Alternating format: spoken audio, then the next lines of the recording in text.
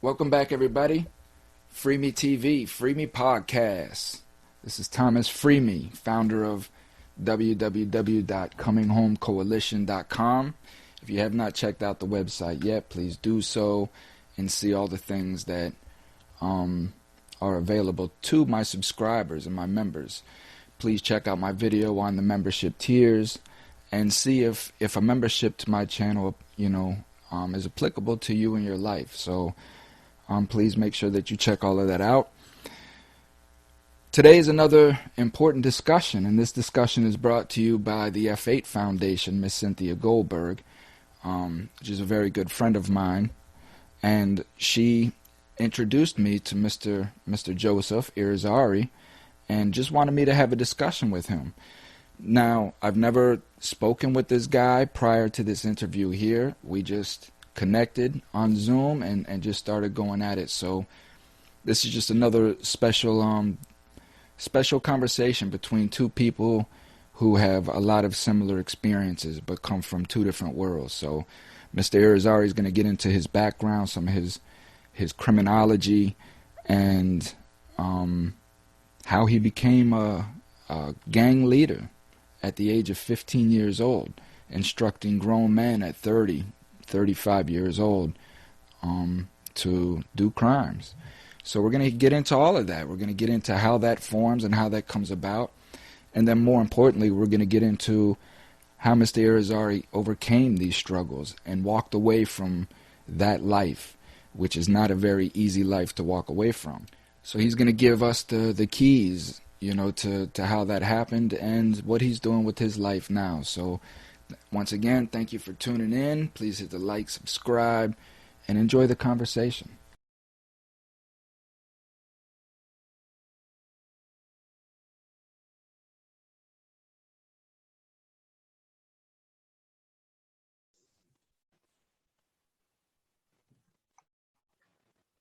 So I'm just meeting you for the first time. You and I have never had no connection before. Our connection is through Cynthia, and Yeah. Cynthia and I had met up through a couple groups or whatnot, and she just liked how I presented myself and how people would open up to me, and she had me reach out to a couple people that were having issues with their life, and we just had discussions, and I put them on my podcast or whatnot. But your name came up, and she told me that she No would doubt. love. She said that she would love to see us have a discussion just about just what's going on and what you've experienced and what you are experiencing and will experience for a long time. So if you can just introduce yourself and let me know a little bit about you, and then I'll do the same. Yeah, no doubt. So my name is Joseph. Last name Irizarry. I just completed 20 years on a second degree life sentence. So basically I'm on parole for the rest of my life. I've been home about a little bit more than a year and a half. Just got the bracelet, the ankle monitor taken off about a few months ago. So it just gives me a different perspective on liberation, or at least freedom. You feel a little bit more free, no doubt. So a little bit of background about me. Originally from New York City, the Bronx, and my family moved over here from New York about 87. And within the next year of moving over, I went straight to foster care. And then just grew up the rest of my life in foster care. Became a state ward. My parents signed over legal guardianship to the state, and the state raised me, through foster care, juvenile detention, and then from juvenile detention to adult prison. And that's where I basically spent most of my life at, about, I want to say almost 30 years in total, of my life incarcerated, and most of my life institutionalized. So this is the first time I really got to enjoy freedom, with a completely different perspective other than, the world owing me, as, most of us grow up believing when we're young that the world owes us. something. And at the same time, believing as we're young that, we're untouchable, but as we get older, we mature and we realize that the world doesn't really owe us anything.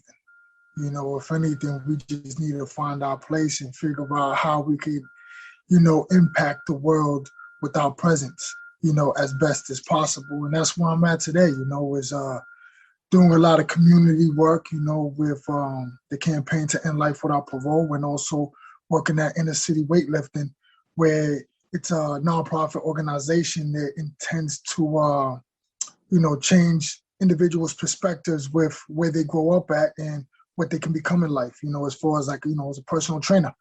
And I'm also a mentor for the My Turn program that's ran by Tufts University through Tisch College. It's like a prison initiative that also works on reentry. So I'm involved in a few things. That's a little bit about me right there. That's a blessing, man. So you what have you reflected upon your life all the way back to your childhood? Just like why were we making the decisions? Like why were we just doing the things that we were doing? What was it that we needed as a child that we weren't getting? Just things of that nature, Yeah, I did a lot of reflection. So while in prison, I did the NEEDS program, which trains puppies to be service dogs, right? And I also did Project Youth, which is not as similar as Scared Straight, but it's, we're dealing with at-risk youth that come in from high schools and stuff. And I'm able to talk to them about my crime, but more so, I'm also able to talk to them about, what were my thoughts as a teenager that led me on to, becoming what society would determine as a criminal. And I did a lot of soul searching in that. So I could tell you about the first time I ever committed a crime. I was 13 years old. And I bring this up because this is what really spawned a lot of reflection. At the age of 13, I was in foster care. I was already introduced. I was becoming introduced to juvenile custody. And it was this time that I committed the first crime right here in Dorchester. And it was in Phil's Corner. I was walking, and this was back in the 90s, where young kids, had to carry knives a lot in the city of Boston. And I was walking, and we was in the tunnel, me and my friend, actually a foster brother, and there was an older gentleman with money in his hand. It looked like a $50 bill. And I went to my friend. I said, yo, listen, let's go rob this dude. But I'm just joking around. I'm not thinking nothing of it. And my friend says, I dare you to go rob him. Now, we've all been dead in our lives as kids. You know what I'm saying? And usually when you're dead, you're going to take that dip because we're not punks and we're not going to back down, especially if we're a boy. In our mind is, I got to show up, So I'm not thinking nothing of it. I said, all right, cool. I'll go down there. I pull out my knife and I make my voice as deep as possible. I'm a 13-year-old little boy. I have no facial hair. I'm very short. And I said, hey, you, give me your money. The guy, you know what I mean? Like, the guy's like 6 feet something, you know what I mean? And I'm like maybe 5'3", and he turns around and I got a little white hoodie on. It doesn't really look menacing, but at the same time, I'm a dark-skinned kid in Dorchester. And the guy turns around, sees me, and sees the knife and is scared. He gives me the money. But through a lot of reflection, I thought about that one moment when I said what I said. In my mind, I'm putting a deep voice, but at the same time, I'm laughing in my head because I'm like, yo, this dude's not going to take me serious. You know what I mean? And what I'm thinking is that this man's going to turn around, see how small I am, and that I'm a little boy, and say, beat it, kid. Get the hell out of here. And I would have just laughed and walked away. You know what I'm saying? And went up to my friend and said, man, the dude didn't want to give me his money. I literally had that in my mind that was going to occur. But instead, this grown man, this adult, gave me the money.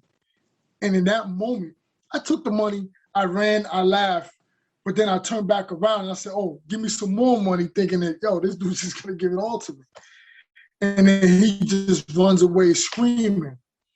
Now, for me as a kid, like most kids growing up, we think that is very humorous. So I laugh, I run, and he was screaming, running up the stairs.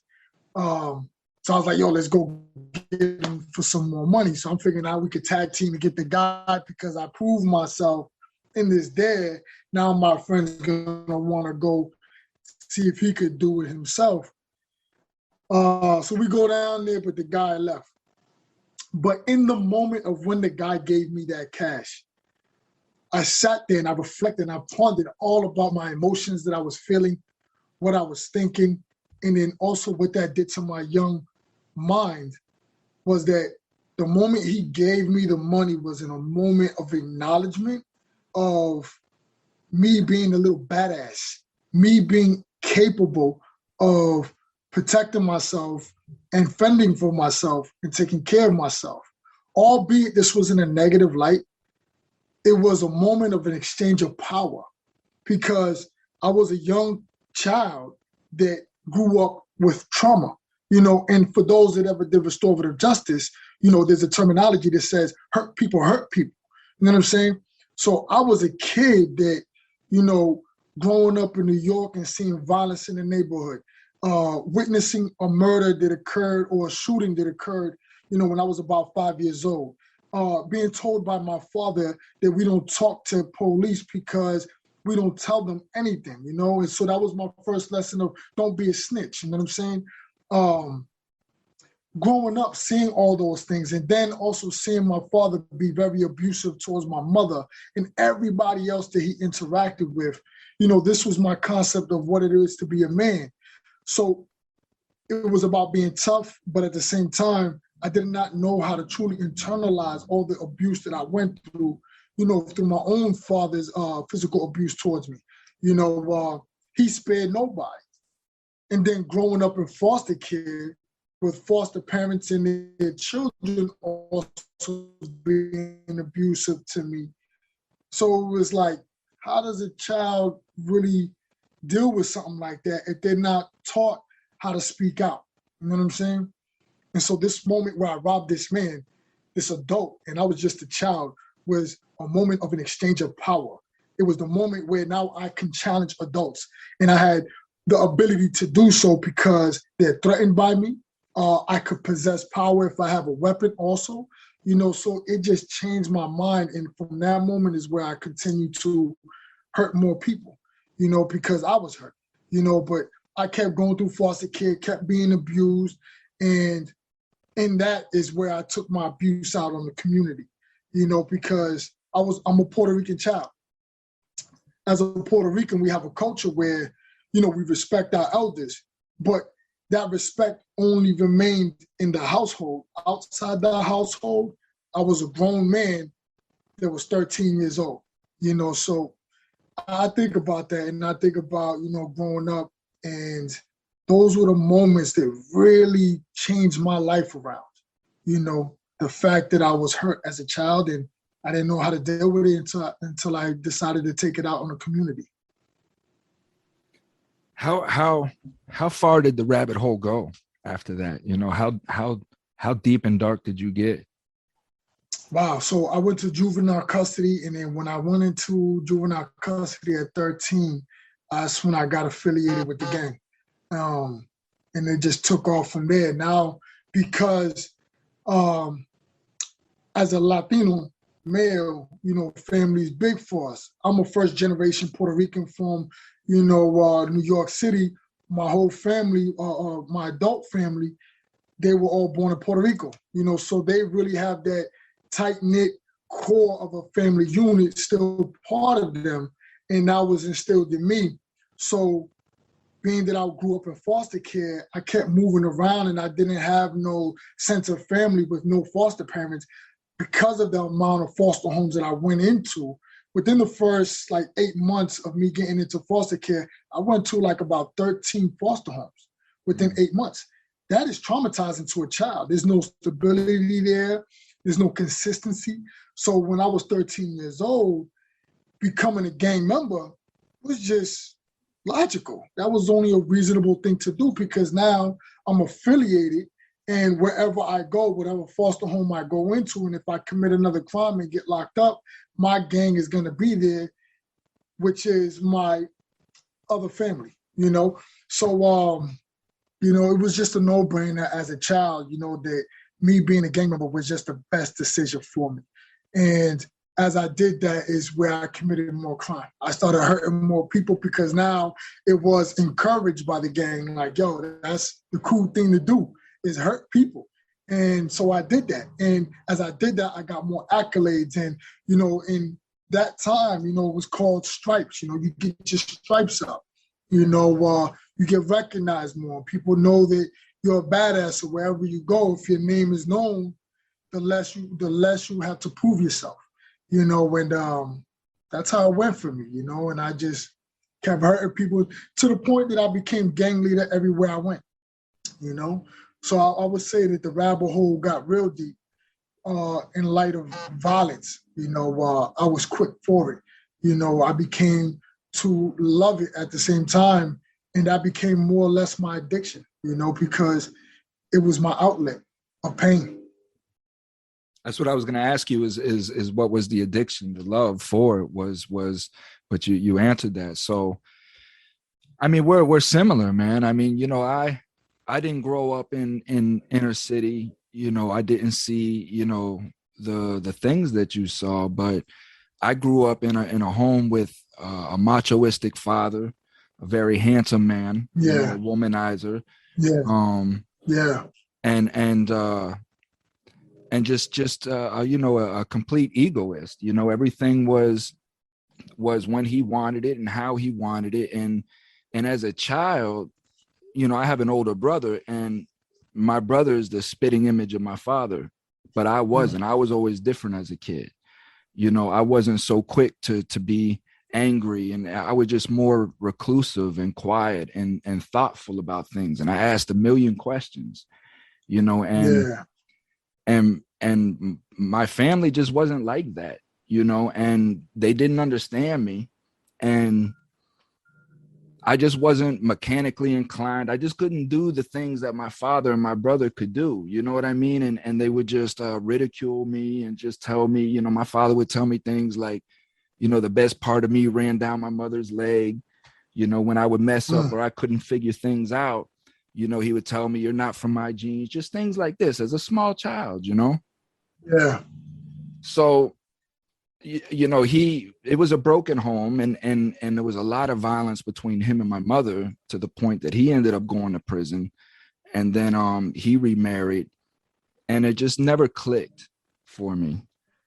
Just things never clicked. And like you, 12 years old, our bus stop was out in front of the house. And I remember these were my first crimes.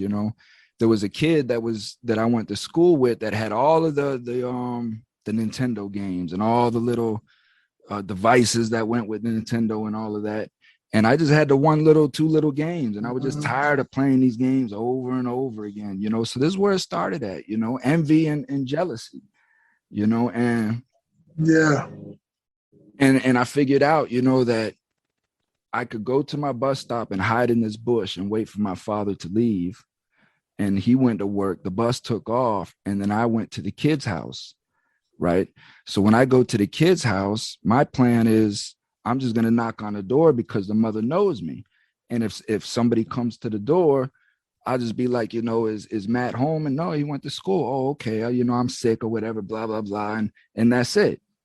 But nobody answered the door. So I go around to the back, and the sliding glass door is open. So I go in the house, and I get all his stuff. Throw it all in his pillowcase. And I go back to the house, man, and I'm in La La Land. I'm playing all these games with all these devices and stuff, So now I go to school the next day with the kid, and the kid is mad, and he's telling me, he's like, man, somebody broke into my house and took all my stuff. And I remember just sitting in my mind like, yeah, sucker, I was playing you, just no feeling bad or whatever. Like you say, it was just that power. I went and did what I wanted to do, and I accomplished my goals, which, my family has never told me I've done before. So it was a feeling of finally planning something and it would come into plan and me getting rewarded for that. And that Yeah. thirst didn't stop there. You know what I mean? So now it's like, dang, what else can I get? So I started doing this every day. You know what I'm saying? For weeks. Mm-hmm. And I was so meticulous with it. Like they had no idea where this person was, who he was. I ended up doing, I think, like 18 houses, and I got all kinds of stuff in my room. Swords, guns, all of this crap. And I got myself in trouble. And how I ended up getting in trouble was the last house I go in and I steal and I go, because now I'm going straight to the parents' room. That's where all the good stuff's at. You know what I mean? All the shiny, glimmery stuff. So I'm going straight to the parents' room and I open up this big cabinet and there's a big roll of money, cash. Never seen that much cash, and it scared me. You know what I'm saying? So now I'm sitting there thinking, because again, I was a thoughtful ass kid, man. So now I'm sitting there thinking, if I take half this, the kids are going to get blamed for taking it because a thief is going to take the whole money. You know what I'm saying? So I'm only going to take half. But then I'm like, no, you know what? I took the whole thing. So I didn't even go nowhere else in the house. Bam, I jet back. It's my homeboy's birthday. A kid that he's the only one that knew what I was doing. Right? It's his birthday. So at this time, we can go back to, I went back to the house. You could still call the school and have kids called out of the classroom. So bam, I called psychology. Dog, I'm only 12 years old. You know what I mean? So I called psychology and I'm telling them, like, listen, I'm Rich's, brother-in-law. There's been a death in the family. I need to speak with Richard. So they call him down. So now I tell him, listen, what period y'all in? He's like second period. So I say, okay, I'm going to come down in a cab and pick you up. Man, I go to the school, pick this kid up in a cab. He's out front. Now, two 12-year-old, 13, he's 13. We go to the mall, little local mall. But to me, it's like we went out of state. You know what I'm saying? So we go to this little local ass mall, and me and him, I gave him $2,000. There was $5,000 there. So I just gave him $2,000. Bam, here you go. Happy birthday. Right? All hundreds. I can't even give the cabbie no money. I have to give him 100, which of course I found out later through a red flag on him. You know what I'm saying? But we go into the mall, man. I bought, Nike Air Max just came out. Man, I bought the Air Max. I'm buying jean suits and the jean shorts and jackets and the new Walkmans. And man, I went to school the next day like a dang millionaire, boy. Certainly. Third period, school resource officer calls me down. He say, man, there's some kids coming to me saying they ain't never seen you dressed like this. Where'd you get all of these clothes from? So I'm like, man, it's my birthday and blah, blah, blah. He's like, well, he said, let me tell you like this. He said, there's been a lot of burglaries in the area. And he said, on those days, you're absent from school. And now you got all these kids talking about, your clothes and stuff. So I'm just letting you know your father's on his way here. And when he said that, man, but that's exactly it, for me. And I've spent my whole life trying to figure out like how the meticulousness of it and the thoughtfulness of it at 12 years old. This just wasn't me just going out and just random. This was me putting thought into these crimes. No doubt. You know what I mean? And not wanting to get caught, knowing about my fingerprints and while I'm in the house. You know what I mean? Knowing when I go into a house and there's dogs in there, how to handle with the dogs and it's just crazy. But that, like you said, gave me such an empowerment. It made me feel like I was 10 times smarter than the law. But it's not the police. It's not the law. The law is easy to fool. You're not going to fool life, though. And it took me many, many, many years, torturous years to understand I'm trying to fool life. And life's way smarter than I am. You know what I mean? And that's when things just click for me, man. Yeah. I never got involved in gangs. I knew gangs as a small kid. I knew gangs wasn't my life. I knew gangs wasn't what I was part of. And I knew that I would be fake in a gang. You know what I mean? And I never got into gangs or anything of that nature. But I just led a chaotic life. I was the first one to, people were calling me, listen, we got a problem with what's his name over here. Okay, no problem. Let me suit up and I'll go handle that. You won't have no more problems with him. And once I demonstrated that I was that type of person, I was just used. And the whole time I'm just seeking for friendship. I'm really just looking for somebody just to understand me. Yeah, to bond with. And be my true friend. And when I got into the hood, I thought all of these people were my friends.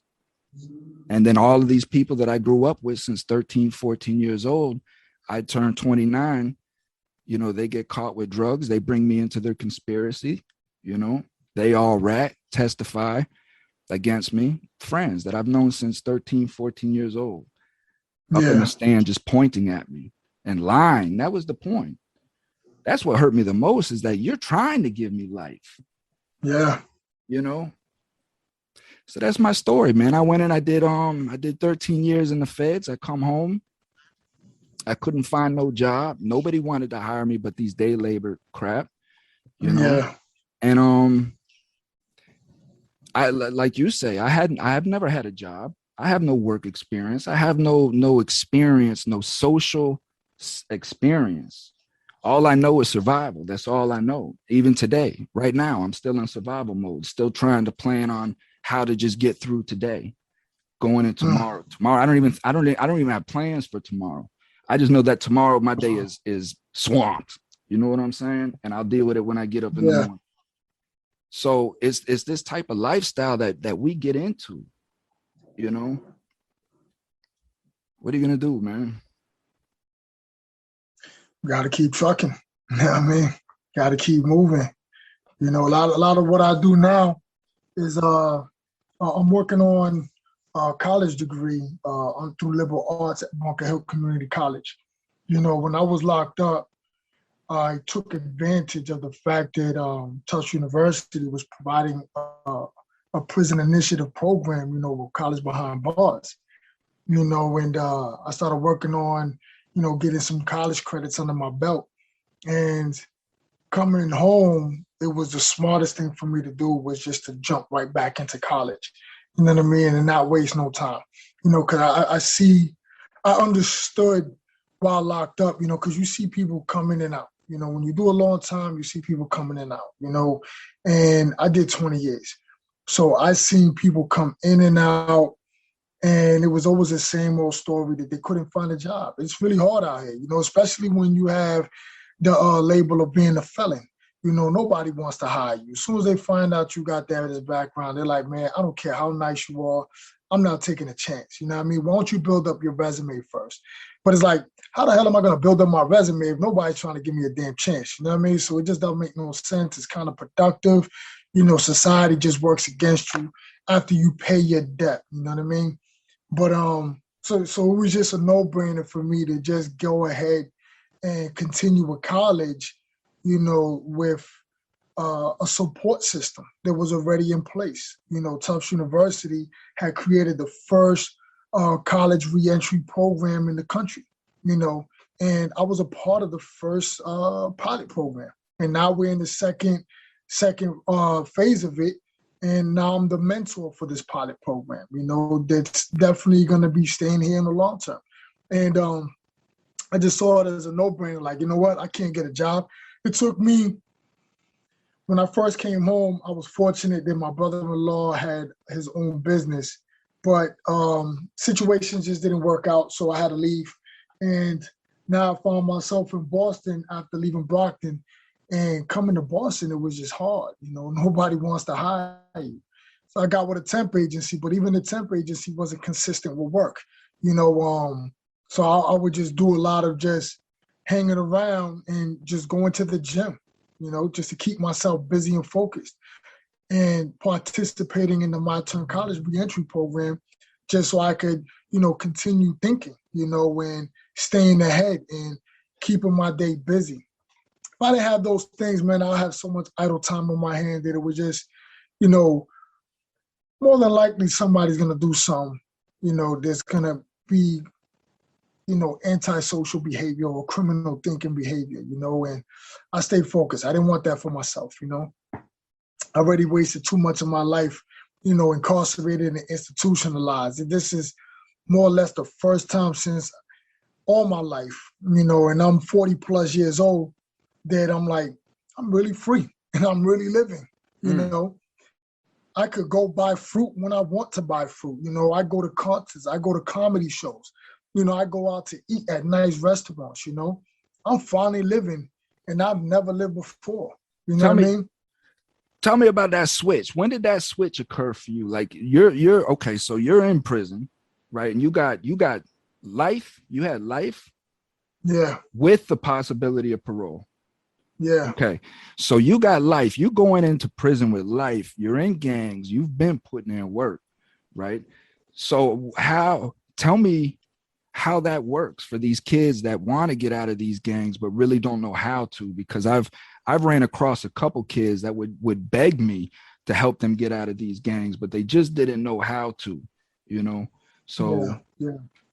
I mean, it's a hard transition, honestly, right? Because that becomes your life. I was a gang member since I was like 13 years old, and then became like a gang leader since I was 15. You know what I mean? It's hard because you embody that. That becomes you. You know what I'm saying? And everything that you do every day is regarding the gang life perspective. You only see life through that lens. As I got older, science has just now recognized, for criminal behavior, that individual brains do not mature at least until the age of 25 or 26. I say it's a little bit later, because, science is saying that, that's just on average. I say that, all right, now let's look at trauma. Let's look at, nicotine use at a young age. Let's look at drug use at a young age, alcoholism. And let me go again ahead and remind you, let's look at trauma. You know what I mean? Trauma hinders an individual's growth emotionally in such a way that by the time you're 25, 26, you're still dealing with so much shit that you're not mature yet. You know what I mean? And I say for me, man, I didn't really start to appreciate consequence, at least until I was 28, 29. You know what I mean? That's when I started to appreciate consequences. Before that, I didn't care about going to the hole or hitting a CO or fighting with anybody, you know what I mean? Or making a knife in prison or whatever. It didn't matter to me. It was like, yo, this is just what we do and this is the life, And, we go to the hole, all right, I got caught. The whole cat and mouse game, you know what I'm saying? It was just a game, literally. That was the thought process. And it was until like I was at least 28, 29 where I was like, I need to chill out. I got a son that's out there. My family just got back into my life when I got convicted for my murder conviction. And I still didn't appreciate it completely because I was still a gang member. I was still affiliated. And I was like, you know what? Y'all wasn't in my life, my whole life when I was going through hard times. I really don't need you. I appreciate that you're here, but I don't need you. So it didn't matter to me to really appreciate what that meant to me or what it means to me now. Going through the gang and finally just realizing like, yo, I got people out there that expect more of me, and I was always an intelligent person. I was always reading. And, at age 15, I became a gang leader. And I'm telling grown men what to do when I'm 15 years old, telling a 25, 30-year-old man that he can't conduct himself that way because that's not appropriate. You know what I mean? Like, that is just crazy. No 15-year-old kid should be doing that, And I was one of those persons that was doing it. So growing up and deciding to, step out of the gang was really, it was not overnight. It was something that I had to, work myself up to for at least a couple of years to really get it in my head and say, you know what, this is what I really need for myself in order to be free and live my life. For me, it took some years. And when let me ask you right there. In, let me ask you right there, right? What was it that was pulling you? Because you've lived a dark, evil life. What was it that was pulling you from that? I mean, this is like you say, this is all you've known. This is all you've known to eat, to survive. This is your comfort. This is what has kept you alive. But you knew somewhere, what was that was telling you that you, like you say, in order to truly be free, you had to get away from that. What was that? Yeah.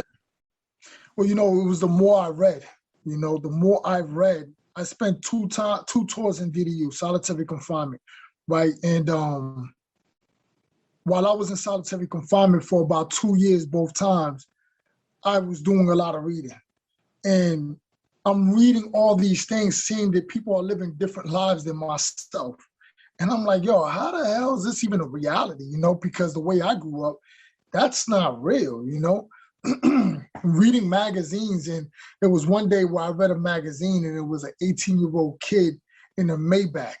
And he was being driven around and he was the youngest CEO at the time. And I'm like, what the fuck is that? Like, that could be me. And yet here it is. I wasted my life.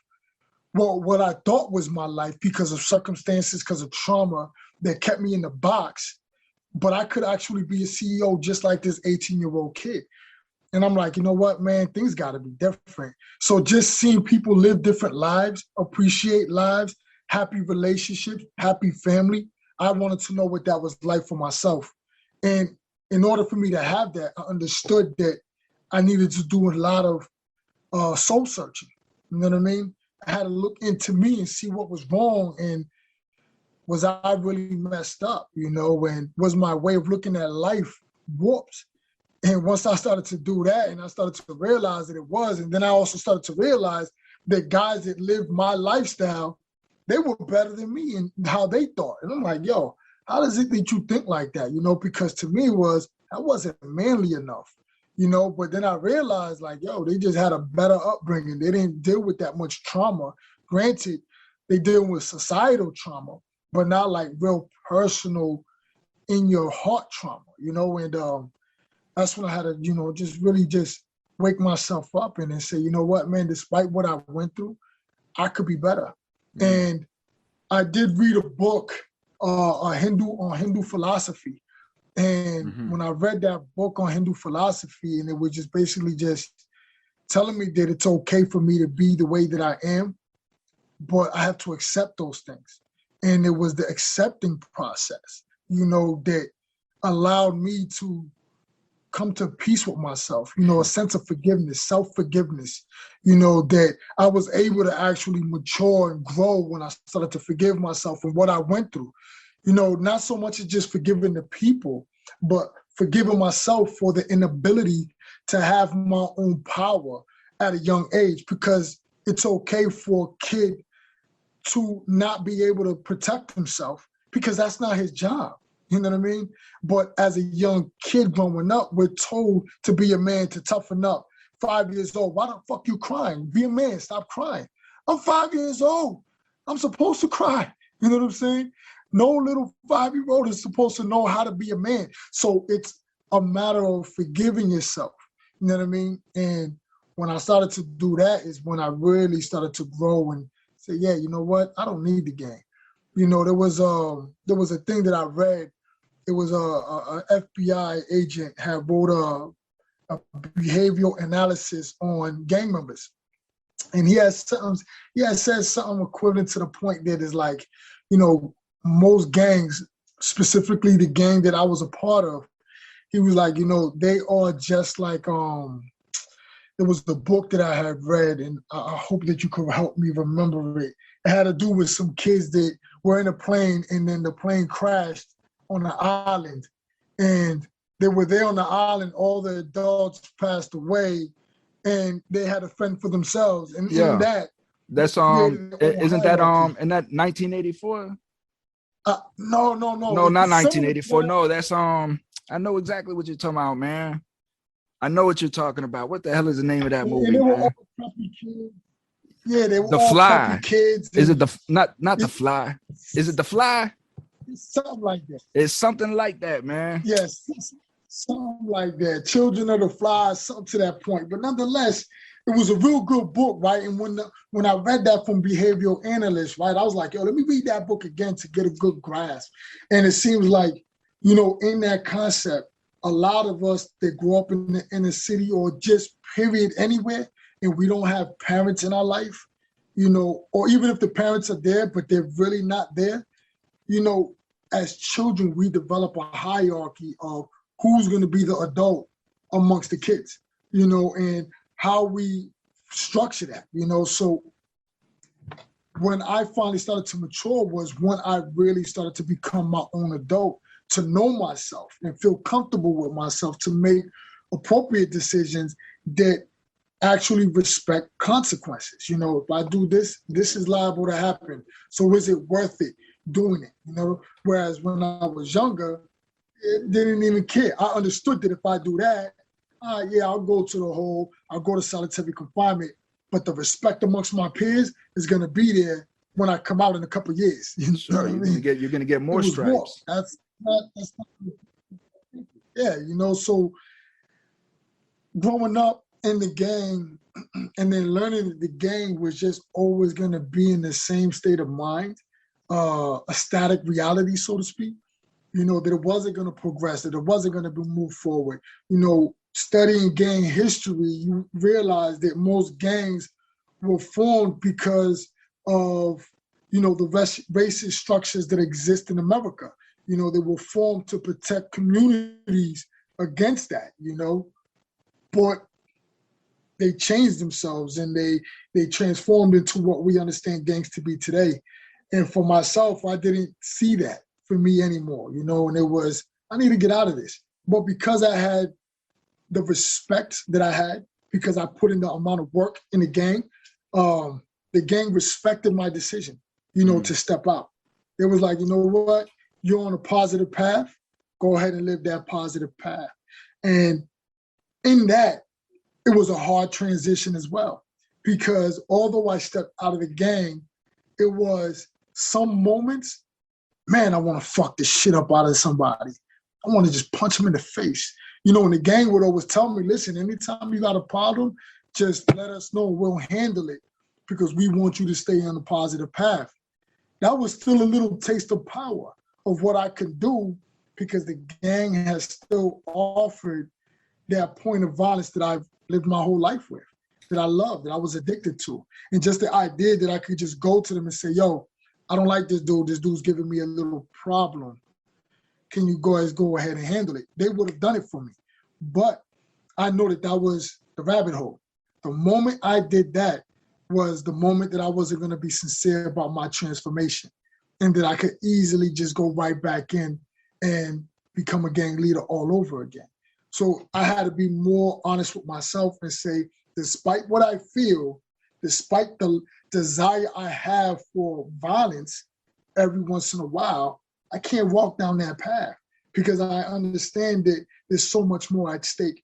And I love living my life now, being able to go out to dinners, being able to go to the gym and train clients, being able to go to a concert if I want to go to a concert, or celebrate my son's birthday parties. You know what I'm saying? I have a son right now, he's performing.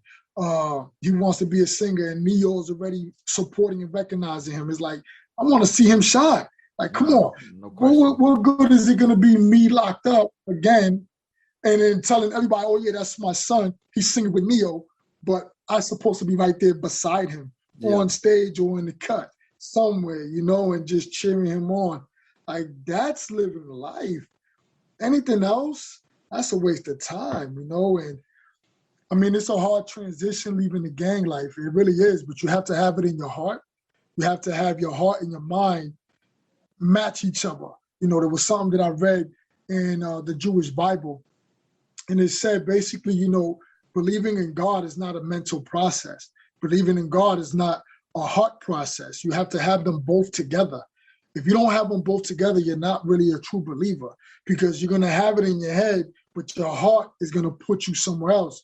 You can have it in your heart, but your mind is going to convince you that you could get away with it right now. You know what I mean? As long as you pray and ask for forgiveness later. So you got to have them both together. And that's what I feel about my own personal life is, where I'm at, my heart and my mind have to be together. And I love where I'm at and I appreciate where I'm at. You know what I mean? There's no turning back for me. You know, if anything, if I see my gang today, it's what are you doing with yourself and how can I help you get your life together? You know what I'm saying? Because now I have a little bit of the ability to do so, you know? The power is still there. It's just, you know, that's what makes Star Wars so great. You know, the dark side and the light side, you know, and both have the equal power once you understand how to use it for good or for bad. It's the power is power. You know, power isn't good or bad. It's just how the person applies it, you know? And that's it. Everything that you just said, you know, for me, I look at it that, you know, I'm an extension of God. I am God here in the physical form, representing him the best that I know how to do, you know, and when I started thinking that way, instead of God being an outside entity that I pray to and all of these things, because in my mind, and not everybody's the same, but in my mind, when that was there, I felt like I could hide things from God. You know what I mean? Because he's an outside entity, you know, and I can hide those little deep, dark secrets in my head. But it wasn't until I really started understanding that I am God. It tells you right there in every, you know, biblical text. You are made in the likeness and image of God. If you take a glass and you make another thing in the likeness and image of that original glass, then you have another glass. And that other glass is expected to be performed, you know, expected to perform in the same manner as the original cast. You see what I'm saying? So for me, it just boils down to now just purity of thought, right? And we all have all kinds of thoughts, good and bad. We can't control our thoughts, but what we can do is surround our thoughts with a filter. And you have to make that filter absolute truth. You know what I mean? And when you make that filter absolute truth, then what happens, at least for me, is I stop looking at other people as their faults, and I started seeing other people's faults in me, to the point to where I just start, whatever it is, when I see somebody doing something that I don't like, the first thing I ask is this possible within me? You know what I mean? Am I capable of being this here? You know, and I'm telling you, man, that changed everything. That changed everything and how I made my decisions, to the point to where I've got it so fine-tuned now, dog, that when I go into a store, right, and if I know that somebody's behind me and I don't hold the door for the person, you know, I'll see out of the corner of my eye, I know somebody's behind me, and I'll just let the door shut. I'll reflect on that right there and be like, that wasn't cool. You know, I knew that somebody was behind me.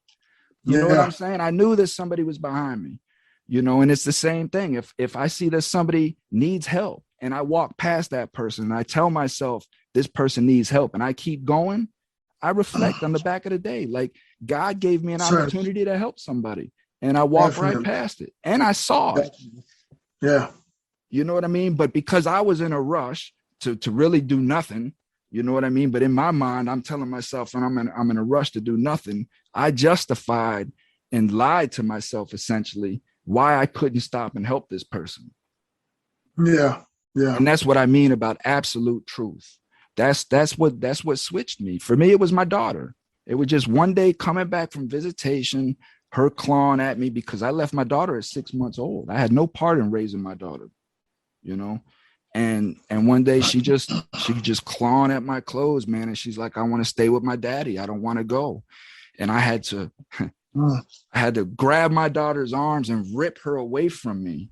My own flesh and blood. I had to send her away from me because of the choices that I made in life. You know what I'm saying? This is my only flesh and blood, dog. And you had no idea, since I was a little boy, I wanted my flesh and blood so I can teach them differently. And I put them in the same mannerism as what I was raised in, you know, and it shows now. She's 17 now, and it shows, you know. And for me, I went back to my cell that day. I threw the towel up over the door, and man, I let myself fucking have it.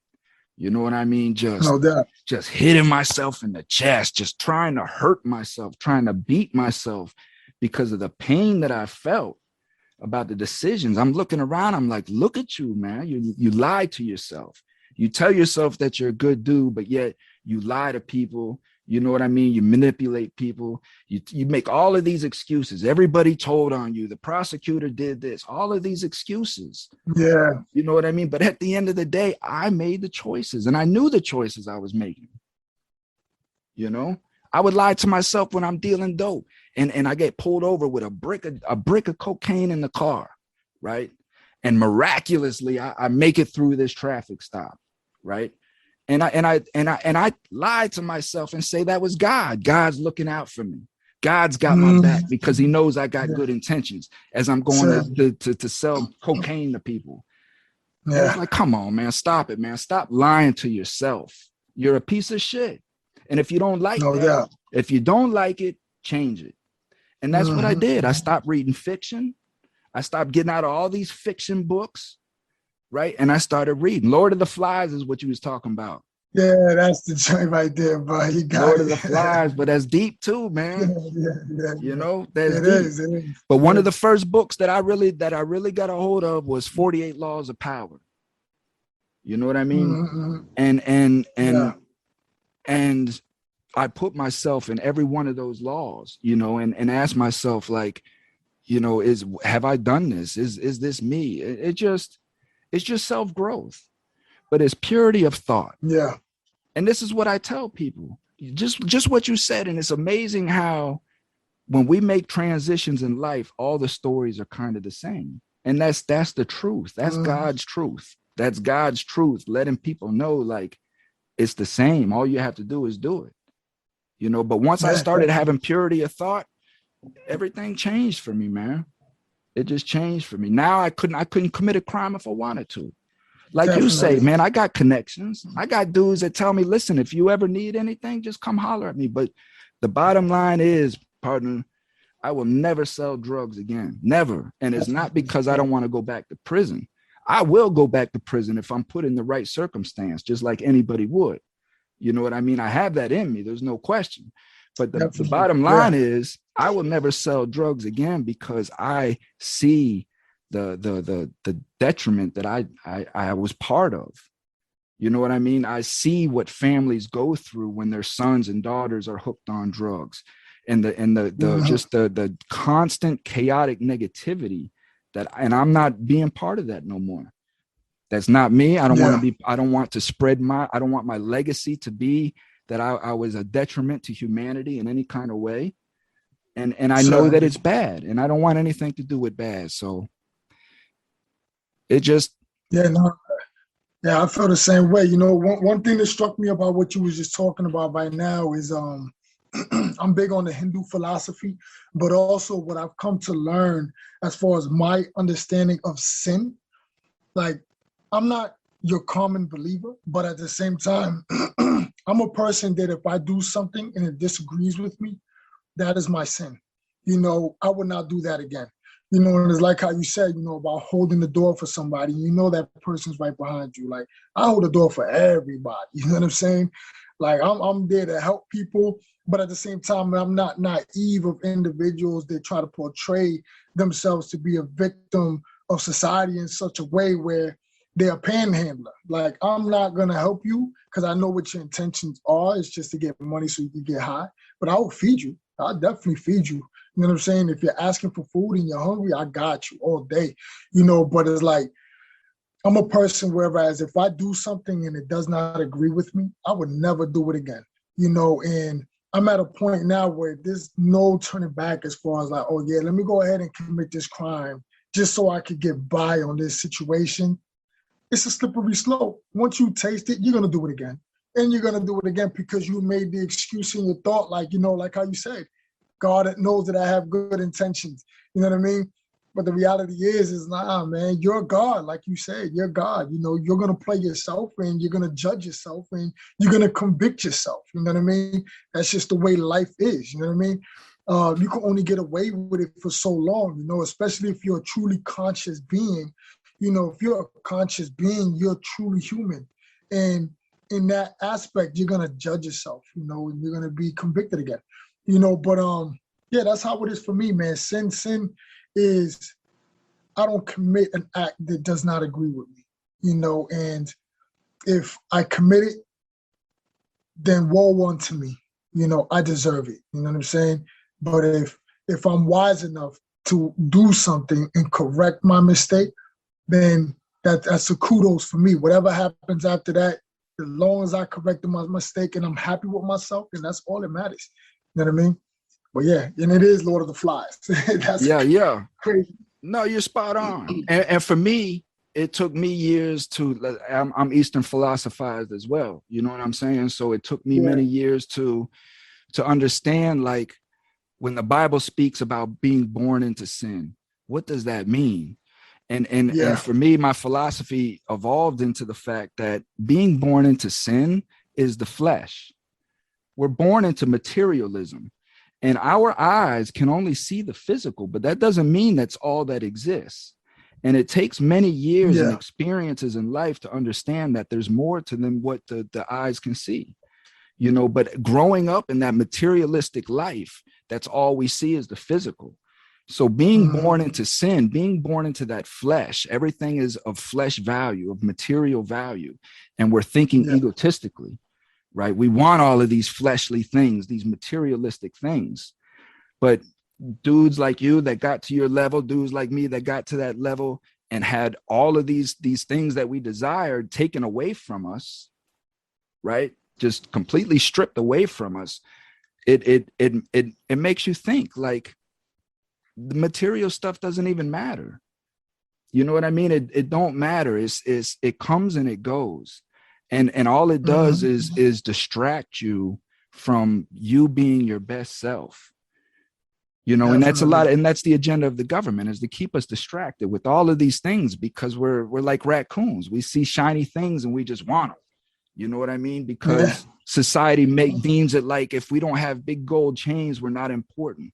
If we're not wearing top label clothes, you know what I mean? We're not clean. We're poor, and poor is bad and it's disgusting. And all of this is what society is made to believe. Same with us returning citizens. We're made to believe that we are criminal people. But I like what you said, and I wanted to reflect on that. Was I had to do the same thing. Again, it's just such a linear path. I started to understand, like, okay, I've been home 4 years now, and these people, like, and I've talked to executives. I had an executive apprenticeship job, right? These people, like, love me, and they're like, man, we can't wait to get you in here, and you're going to do some big things. But can you pass a background check? You know what I mean? And I just say, you'll just have to run it and see, man, and I never heard from the people again. Never even got a call back. And from that point on, I was like, you know what? Just like you said, homie, my past is so negative. I have nothing to counterbalance that. There's nothing else to talk about. When people ask me, well, what's your work experience? I have nothing to counter that with. You know what I mean? When they tell you, well, how come you haven't had a job in 15, 20 years? There's nothing on the books. I have nothing to counter that. So like you said, I said, the only way that I'm going to build credibility for myself is to do it. I went and I created my foundation. You know what I mean? I created a foundation. My foundation deals with incarcerated families. So if an individual is going to prison or he's coming home, I can help these families adjust, because people don't know how to deal with us. People have no freaking clue what we've been through. You know what I mean? People want to come home and throw us big parties after we've been gone for 15 years. Man, we don't want no parties. We just want to come home and decompress. Silence. That's all we want. Stillness and silence. You know what I mean? And people don't know that. And they're triggering us and putting so much pressure on us to reoffend, because they're making us feel like we don't have any other choice. After 2 weeks of coming home, been gone 13 years, people looking at me, okay, you've been home a month now. It's time for you. A month. Like, you know what I've been going through for the last 13 years? People don't get it. So this is what my foundation is. I created that. I started my podcast. It grew into a YouTube channel. You know what I mean? And I just found out that I had a niche for just like you and I are doing right here, man. Just connecting with people and extracting Yeah. truth and education. And that's, I just evolved into that, man. So now I'm nationally known. You know what I mean? And people know me as someone that is a reliable source to get truth from. I'm not going to turn my channel into these, white boys That's getting raped in good. prison and people being stabbed, because that's just not the truth, and it scares people and it just keeps stigma going. So let's just see where it goes from here. Yeah, yeah. No, definitely, man. That's definitely true. But I got an idea I want to share Yeah. with you, and I want to share with you Go offline ahead, brother. because I got people all over about and it's about dealing with kids, and it's about dealing with high Yeah. school. So on the side, I want to share with you, and I want to really try to get a national movement on this, because it's an empty space, and it's an opportunity for Yeah. kids that are Sounds in good. high school that are starting to take negative approach to life, for us community leaders to step in and interact. So I'm going to share that with you and see what we Certainly. can do on growing that. All right, that sounds good to me, man. I love the kids. I'm actually dealing with an 18-year-old kid that just came out of juvie, and he's in the college program, my turn college program, and I look at him like he's my son, because he's too damn young, and he basically same conversation. You know what I mean? But been there, done that. You know what I mean? We was once kids. We know how they think.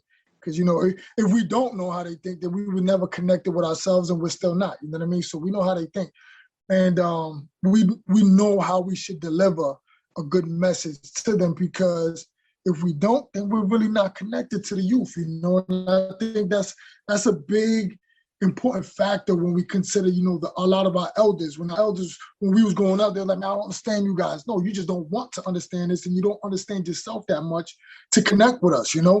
And I think today, man, it's power unto us, man, that we could take our life experience and mold it into something, mold it into a market. A lot of what I do is just like you. I was fortunate in the last few months to find employment, through inner city weightlifting. It's the shirt, as a personal trainer. They do community work. They're a nonprofit organization that chooses to get individuals out of the streets and into the gym as personal trainers or onto a career path. And then I'm also community organizer for the campaign to end life without parole, hoping to give chance to individuals that are incarcerated, an opportunity to receive parole at least after 25 years, despite their crime, because like us, most of the people that are incarcerated for murder come from trauma, and not just solely for the desire of wanting to kill somebody. And most serial killers don't get state time. They all get federal time anyway. You know what I'm saying? So that's a whole different legal battle. What I'm trying to do is organize for, state sentencing, instead of federal sentencing, So I just want to see men come home, men and good women that are locked up and change their lives just like us, but they just don't have the opportunity to be free and express and show the world that they are redeemable and can contribute back to doing what we are doing right now. But yeah, anything on any scale regarding the youth in high school, yeah, let's get with it, man. Let's do something about that. Definitely. Before we split, share some of because you're on parole for the rest of your life, right? Yeah. So Yeah. share a little bit of that. Share a little bit of what that means exactly for you to be out in a day-to-day Wow. environment, knowing, or even 30 years from now, some young 20-year-old dickhead can just come in and just stop your life, so share, please. I think that's a good question, right? Because a lot of people in society do not truly understand what a lifer is always up against. First, before you even get parole, you have to do so much work to show the parole board that you're at least worthy to be eligible to see them. you have the right to waive your first parole hearing or see them, and when you do go before them, you should be prepared, What have you done while you was incarcerated? Can you show a paper trail of your rehabilitation? Because that's important, You could show a paper trail of all your disciplinary tickets, because I had that, but can I counteract that with a paper trail of rehabilitation? I've had that. That's why I'm here, right? But not only that, can you show remorse for your crime? Are you in touch with that? Are you in touch with your trauma in your life as well that possibly contributed to your crime? So there's a lot that goes into that. Can you show to the parole board that you have community support, that your family's there, and that you have some stability when you come home, employment when you come home? All these things have to be in line before you even are accepted to be released from prison. Once you're out, you're out and they put you on an ankle monitor for a year. As a lifer, that's the policy. They want to see where you're going. They want to make sure that you meet curfew, because you've been locked up for a long time, and prison trauma is real. We all come out with PTSD when we are in there for a very long time, and if you've seen some shit, you're going to come out feeling really fucked up. My super vigilance is at an all-time high, and I could see things off the peripheral and just knock it out the air if it's too close, but I don't even have to look at it. And it's just, I'm just so hyper vigilant, and that's trauma, and I don't mind that trauma. Being vigilant is really good because you see shit that common people don't see, but there's other things, man, that I have to check myself on, like, yo, why did that person just cut me a line? You know what I mean? Like, you know what? Just leave that alone. It's not even that serious, Or getting bumped in the mall or something like that. It's not that serious, Shit like that happens in society. It doesn't happen in prison. And if it does, then it's violent, But, being home on life parole, like, man, any could put a lifer back behind the wall, just, getting into an argument with a girlfriend and that girlfriend saying, you know what, I'm going to call the police and put a restraining order on you. And it was just an argument, maybe she just don't want to deal with your ass no more. And she's just being mad petty and just says, you know what, I'm going to put a restraining order just to be petty. And you didn't hear her. You were just like, you know what, I'm done with your ass. And she does that, that gets you locked up. That's it. That's as simple as it gets. Any complaint by any person to the police or your PO can get you locked up for another year. The sad part is what happens in that 1 year of your incarceration, it could set you back 5 more years, 10 more years, you know what I mean? And you're not even that person anymore. It's just circumstances now place you in a bad predicament all the time. So for a life on parole, we have to be the best citizen that there is, better than most people that never possibly even committed a crime, but may have jaywalked, may have, picked up a traffic violation, but didn't really get caught for it, We can't afford that, because any interaction with law enforcement could put me back behind the wall. Anything that somebody has to say to law enforcement or my parole officer can put me back behind the wall. If I fail to pay my parole dues, I'm required to pay $75 a month just to be on parole. If I fail to pay that so many times, could put me back in violation of my parole. I'm free, but I'm not free. The 13th Amendment has made that clear that anybody that commits a felony and is convicted, and they are a slave. I've committed a felony. I've been convicted. I'm still on the streets, but I'm serving my time still because I'm serving life, so therefore, under the dictation of law, I'm a free slave. That's all I am. I'm a slave that's walking with a little bit of freedom, so it's sad, but that's our reality of the Constitution. That's the reality of society, because that's how society's always going to judge us anyway. You committed a felony, whether you're on parole or not, you're not a really true citizen. We're second class, always will be, and that's the reality of being a life on parole. Could go back any day. Well, playing devil's advocate a little bit, because you're going to have people that are going to watch this and they're going to say, but you're a murderer, or you're involved in murder, Yeah, and lives have been lost, and they don't have the opportunity to make the gripes that's that you're correct. making right now. So, like, how do you, Joe, deal with the the just the trauma that people aren't here anymore, and whether it is or it is or it isn't your responsibility, you can share that, but lives are not here, and what do you do and how do you cope with knowing that.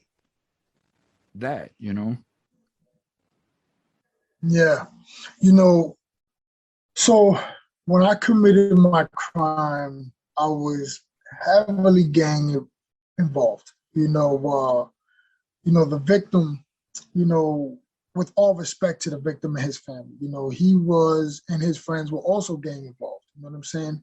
Um, I didn't care about what I did at the time because of what my state of mind was like. But what did affect me at that moment was the fact that this man had children. He had two daughters. Me growing up, I always told myself that I was never going to be like my father, uh, with the inability to raise a child. That the moment that I did have a child, I was going to be man up and raise my child the best way I possibly can. I wasn't able to do that. I got locked up for taking a man's life, and taking him away from his children. I think that's what affected me the most. As I grew up in prison and matured, then I started to look at the bigger picture and started to understand that although he was involved, he didn't deserve that. You know, Nobody deserves to be murdered. I don't know what could have happened that day. The guys he was hanging out with also had guns, and their intention was to hurt me. I don't know if it was to kill me. I do not know because it never happened, that way. All I know is that I took a man's life and I took his life away from his family. Have two daughters that he has, and he never raised them. He never got to see them go through their tears of joy or tears of sadness because of a boy breaking their heart, because that's what most boys will do when they're young, and so I don't know, that's what affected me the most. As I grew up, it started to bother me that I'm thinking about this man and I'm living my life and he's not. I'm able to go to the store and buy me some fruit to enjoy fruit, and he can't do that, whether he likes fruit or not. The main thing is So is this, is just to hear you get to hear your child's voice, you yeah, know you know what I'm saying? and your Like, child has somebody to speak to and console them. he does, you know what I'm saying? And he doesn't. His child doesn't have that. So I don't take my life for granted. And that's one of the reasons why a lot of the stuff that I do now, it's focused on community work, is focused on building, is focused on trying to restore a lot of the trauma. Hurt people do hurt people. That's a fact. You know what I'm saying? But I'm not also trying to make an excuse for the fact that I took another person's life. You know what I mean? That I've damaged communities, that I damaged families, But what can I do to try to at least not, I know I can't redeem myself, but at least give me some redemption and show that I'm not taking my life in vain, nor am I taking his life in vain, because we were both entangled in something and we didn't know better, and he didn't deserve that, but nor did I deserve it. You know what I'm saying? I didn't deserve to be abused, but he didn't deserve to lose his life because of what was afflicted to me. You know what I'm saying? That's something that I want to contribute back now to all the youngsters. Listen, man, don't do what I did, because you could take another person's life that's suffering just as much as you. You know what I mean? And if we could try to figure out a way to become role models to these youngsters to curb that type of violence, and man, that's what I gotta do, because I think that would be the best way to apologize to him and to the family, is to try to curb as much violence as possible and try to educate young men on how to be actual men and eliminate the toxicity on what we consider machismo. You know what I mean? We gotta change the concept of what is machismo anyway. You know what I mean? And build it up in a Amen. positive way. So I think what I do now, man, is just really more. Let me live an actual apology as opposed to just saying I'm sorry. So every day is I'm sorry, but I'm gonna show you sorry by my actions. And that's one of the reasons why I also changed my life from being in a gang. With there's no coming back from that, but at least I could try to make the rest of my life and positive impact on everybody else from what I've done, and keep living an apology. We got to live an apology because sometimes people say sorry and it's too easy. Well, that's just it. I mean, easy.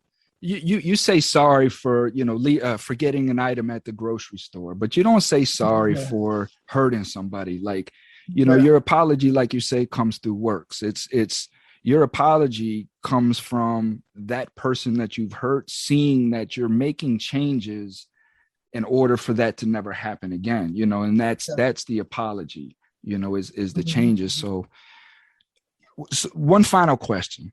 What do you say to individuals that say you do not deserve to be off of parole and that you deserve to do life on parole? How do we attack that question?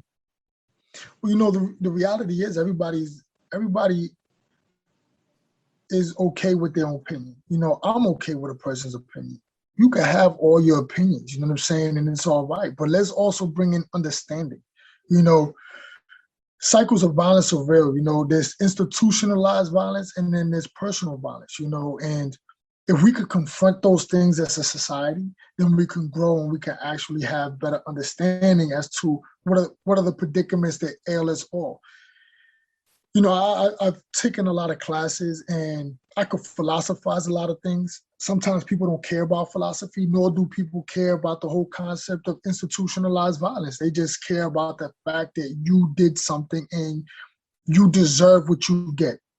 Okay, understood. Until the shoe flips on the other hand, then people start to say, well, hold on now. You know what I mean? Let's be real about it. Nobody really cared about the crack epidemic nor the heroin epidemic until it started to hit white suburbia, right? That's when people started to really talk about it. Like, oh my God, hold on. We need to really consider these things and figure out ways that we can actually fix this, right? So violence in a lot of communities are in the Black and brown community, but now let's say, a lot more of white suburbia become gang affiliated. Now we need to figure out an alternative as to how we could deal with this type of crime, because a lot of people don't want to see their children doing forever. You know what I mean? And I'm not saying that that's going to happen, but those are all hypotheticals. And it only matters when the shoe's on the other foot, Yeah, but white suburbia has a gang. And this is what people have to does. understand, that there is no difference between you being on the block and you running in an issue with somebody and you calling your homeboys for protection to come in and protect you and get you out of this situation than there is when white suburbia is sitting in their home and they have the opportunity to call the police, knowing that the police is going to come down and eliminate the situation and protect them. You see what I'm saying? And white suburbia does have a gang, and it's the police. The police is a gang. They even say it. I just seen it, a show, right? And they make fun of it and they make jokes of it on this cop show, CBI, CIA, whatever these cop shows are. I don't watch TV, so I don't know none of this crap. But I was walking by, my mom was watching, and he even said, why are people joining your gang when they can join my gang? We're bigger, we're more powerful, and we carry guns. This is what they said on TV. And you can get away with it. Yeah. You know what I'm saying? So it's definitely. Listen, Joe, man, this has been a real conversation. Go ahead. Right? It's all the same, right? But when it comes to do I deserve it, I'm not going to say I don't deserve it. You know what I'm saying? Nobody deserves to have their life taken away. You know what I'm saying? So whatever the repercussions for that type of action is, I mean, it's only appropriate in a very humanistic way. I think that we have to take everything into consideration. If we don't understand where people are coming from and what compelled them to commit the crime, then we can't judge them just solely on the crime. You know what I mean?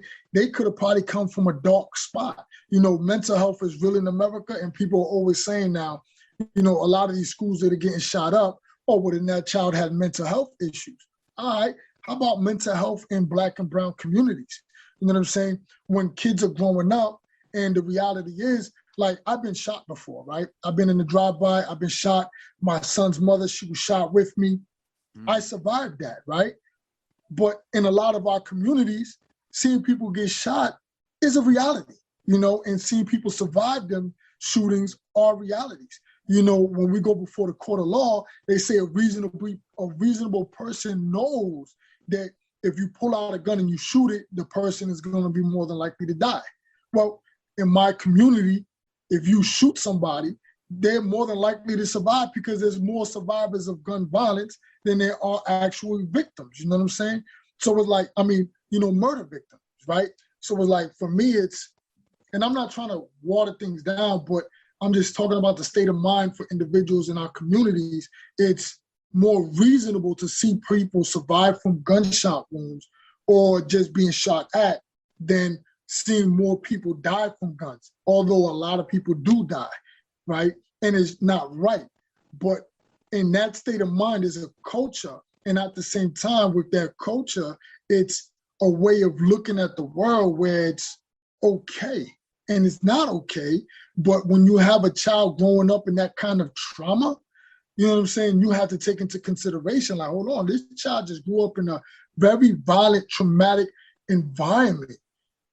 This way of thinking is very different than a person that's never had that before and commits a murder crime, right? You go to a person that doesn't grow up in a violent community and murder somebody, all right, what the hell compelled you to kill that person? Because you didn't grow up that way. You know, you didn't see violence like that. All right, you might have been abused, and hurt people do hurt people. Let's take that into consideration.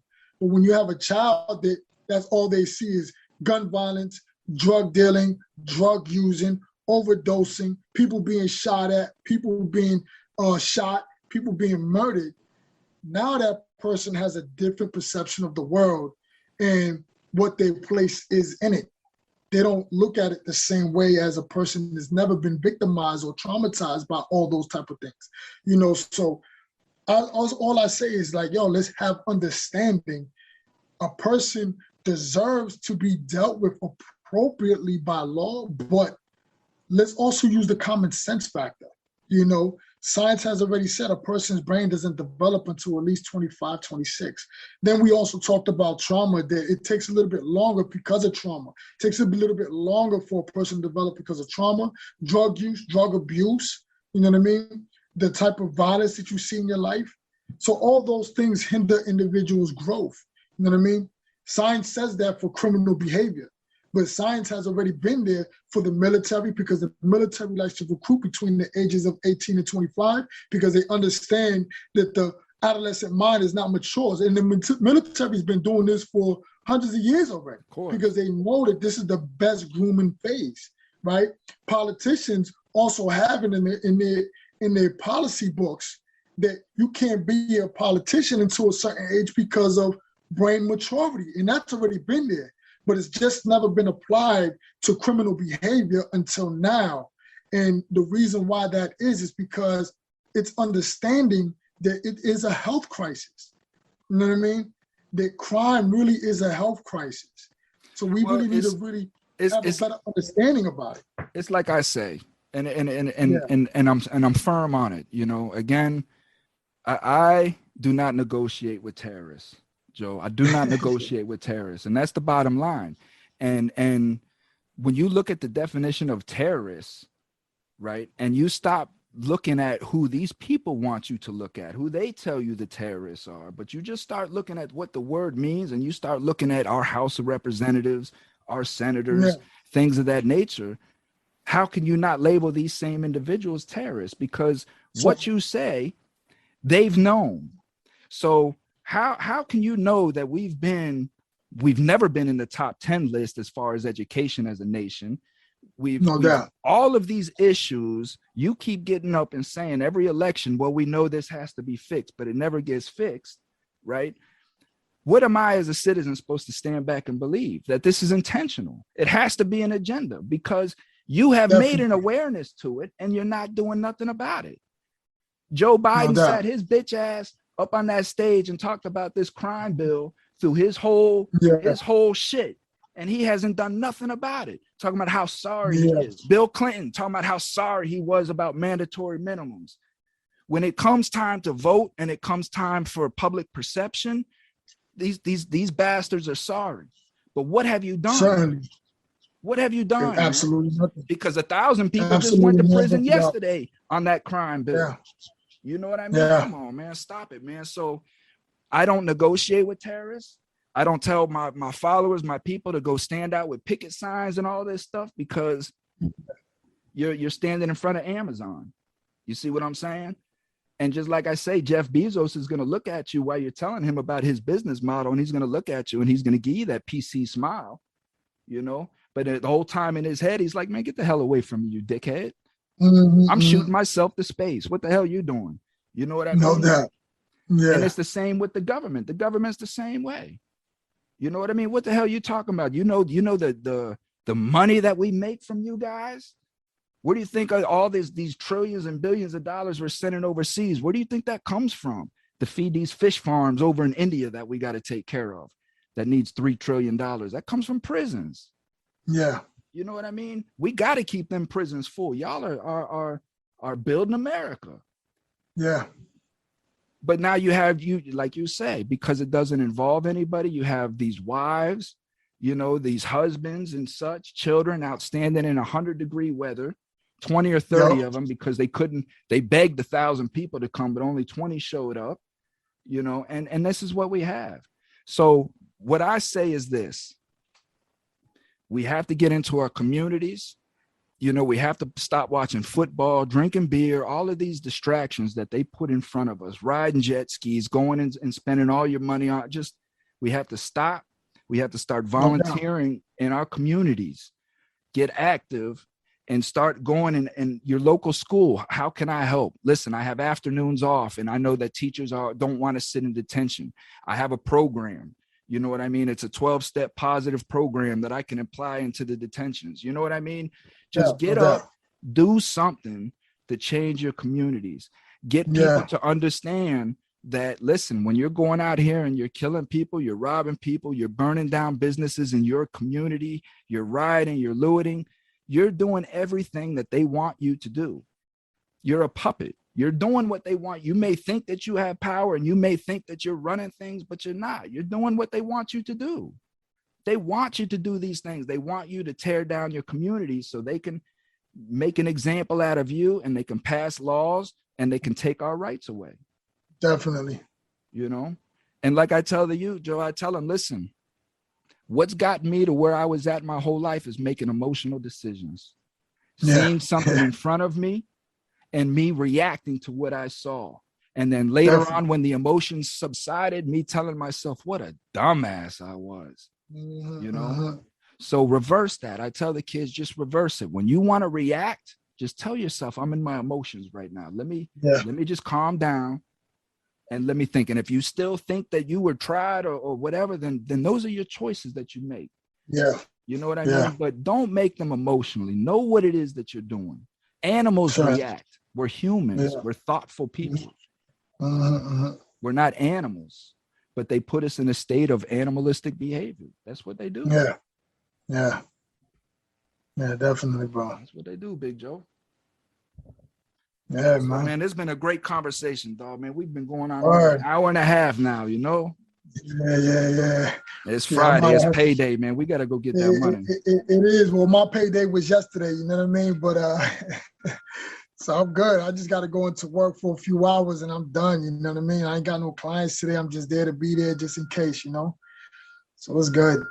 It's definitely a good day. And plus, my son is performing tonight. Hopefully, provided it doesn't rain, we're gonna be out there, and he's gonna host his own event because this is his birthday party, and we're gonna have some local artists out there at the Spigot Brewery in Lawrence, and I'm not gonna be drinking, but I'm gonna be over there supporting my little boy and watching him on stage and recording him and putting him all on my Facebook and my Instagram, man, so you could get some shine out there and some love, you know? Yeah, Definitely. that's a blessing, man. That's a blessing. Well, Yeah. good luck to him, man, and I hope he smashes. You know what You I'm know saying? that. You know that. He really does sound good, man. Like, he got this voice that almost sounds like Neo himself. You know what I mean? It's like, yo, do your thing, man. You know? Okay. It's a Man, real good thing to much see blessing. that. I'm glad he's got you with him, man. So Yeah, definitely. go do your Definitely. thing, man, and we'll connect again, partner. And then we'll connect again and get on some stuff, man. Yeah, But just I'm hit me gonna up, hit man. you on You the know, side though on that idea that I got for real. Definitely. So, Let me know what's good with that. Definitely let me know what's good. You know what I mean? We'll do this again, all right, brother? yeah, one, man, one. All right, one, man.